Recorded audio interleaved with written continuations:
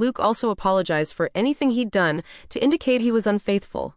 I asked Amy more pointedly that, if not Luke, who had fathered her children. She snapped back that it was none of my business, and I could tell she was in no mood to get personal or vulnerable with me after my accusations. I'm not proud to say that I lost my temper and said that after everything we had done for her and her children, such information was not a lot to ask, and perhaps she owed it to us. I regretted the words as soon as I said them, but Amy shouted back that I had never done anything for her, that it was Luke and his parents who had kept her afloat all these years, not me. She went on a longer tirade about how I had always acted superior to her, which I don't believe I did, though it's possible that I gave off that vibe unintentionally.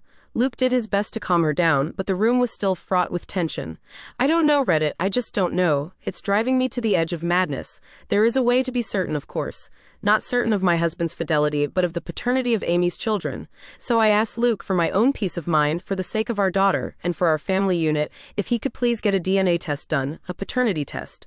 I went on to say that I knew he disliked and distrusted such things, but that I really needed this.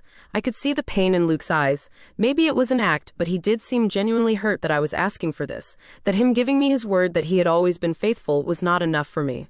But he very reluctantly agreed to participate in a DNA test. Unfortunately, Amy did not, and that's where we hit a roadblock. I was afraid of this. But Amy was infuriated at the whole concept and told me in no uncertain terms that I would not be getting samples of her children's DNA, and basically told me to fuck off for asking, several times in several variations. I pressed Luke, and honestly he was a bit useless but probably right. He tried to convince Amy, but she wouldn't hear of it, and he kind of shrugged to me when I pushed him for further support. Because he can't force her to get the tests done.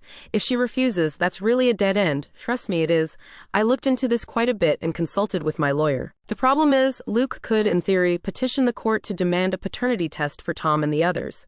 The issue is that, to do this, he'd essentially be claiming he slept with Amy and he believes her children to be his. That would be the version of events he'd be maintaining. But Luke has staunchly insisted that nothing ever happened with Amy, that he never cheated on me. Whether or not he's being honest about this is another story. But he'd essentially have to go on record and make a claim that he isn't prepared to make.